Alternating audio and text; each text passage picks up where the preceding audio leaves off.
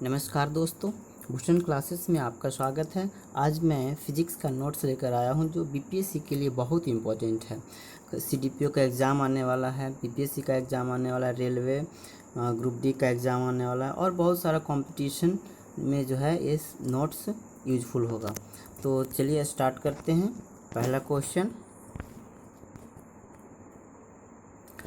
किस वैज्ञानिक ने कहा कि द्रव्य को ऊर्जा में व ऊर्जा को द्रव्य में परिवर्तित किया जाता है?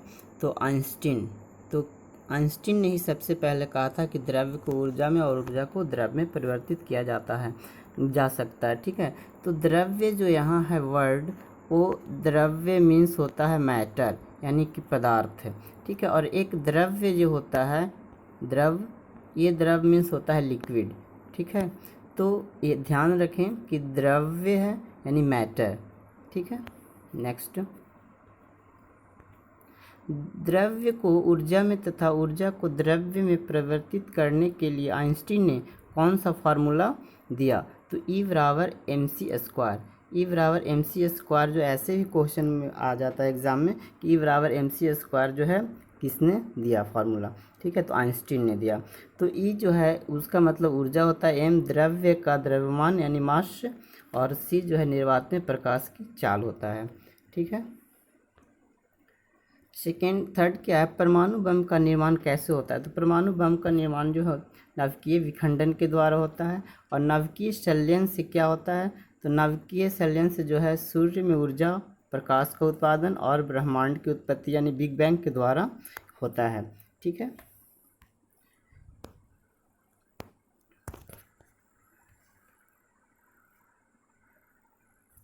आधुनिक आइंस्टीन के नाम से किसे जाना जाता है?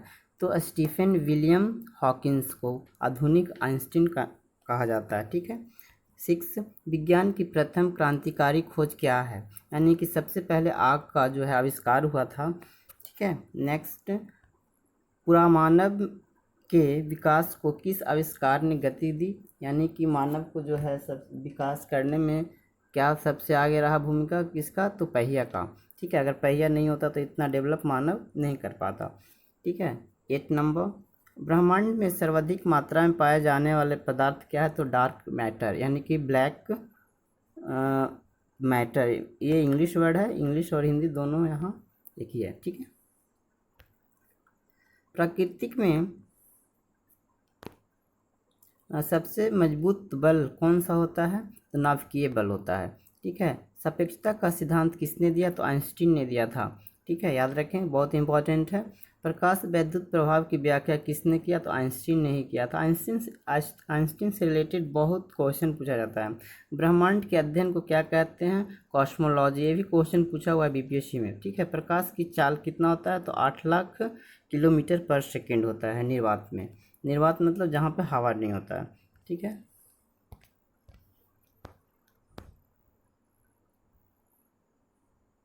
नेक्स्ट है, प्रकाश क्या है? प्रकाश एक प्रकार का ऊर्जा है, तो सभी को पता होगा। सूर्य की ऊर्जा पृथ्वी तक किस रूप में पहुंचती है? तो विद्युत चुंबकीय तरंग के विकिरण के द्वारा पहुंचती है।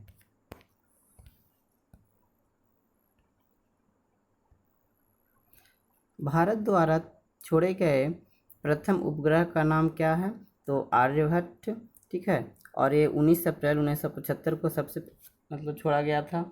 ठीक है, तो जब ये उपग्रह छोड़ा गया था तो उस समय जो है इसको ले जाने के लिए कोई उपकरण नहीं था, जो रूस के सहायता से इसको छोड़ा गया था। ठीक है, द्रव्यमान संरक्षण का सिद्धांत किसने दिया? तो लेवासिये ने दिया था 1789 को। ठीक है, शिलालेखों के अध्ययन को क्या कहते हैं? इपिग्राफी कहते हैं। ठीक है, समय मापन के विज्ञान को क्या कहा जाता है? तो हॉरोलॉजी कहा जाता है। प्रकाश के वेग सर्वप्रथम किसने मापा था? तो रोमर ने। सर्वप्रथम किसने कहा कि पृथ्वी गोल है, वह अपनी धुरी पर घूमती है जिससे दिन और रात होता है? तो आर्यभट्ट ने कहा था। ठीक है,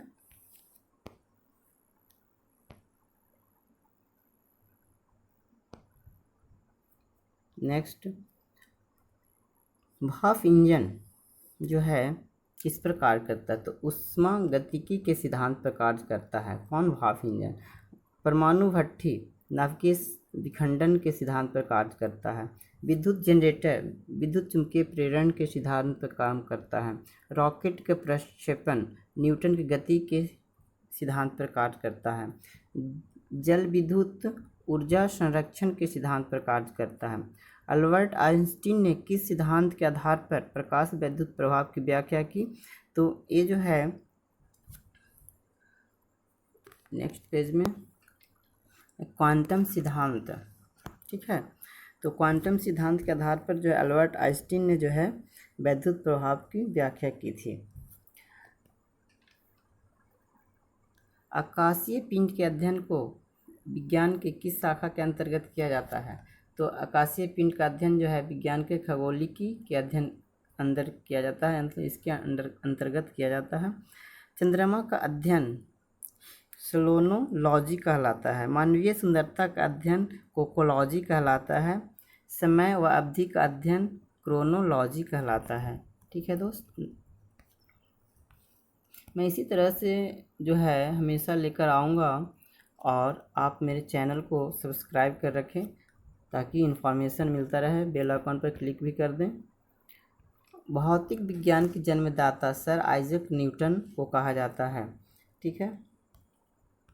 ऐसी भौतिक राशियाँ जिन्हें व्यक्त करने हेतु केवल परिणाम की जरूरत पड़ता है उसे अदिश राशि कहते हैं, ठीक है। सिर्फ परिणाम की जरूरत पड़ता है उसे अदिश राशि कहते हैं। और जिसमें परिणाम के साथ साथ दिशा यानी डायरेक्शन की जरूरत पड़ता है तो उसे सदिश राशि कहते हैं, ठीक है। तो ये सब क्वेश्चन पूछा जाता है। अब सदिश राशि का कुछ एग्जाम्पल्स है जो दिया हुआ: विस्थापन, वेग, त्वरण, बल, संवेग, चुंबकीय अघूर्णन, विद्युत धारा घनत्व, कोणीय संवेग, वैद्युत क्षेत्र बल, ठीक है। ये सब सदिश राशि हैं, ठीक है। पूछा जाता है कि निम्नलिखित में कौन सा सदिश राशि है, ठीक है। अदिश राशि का एग्जाम्पल कौन कौन सा है?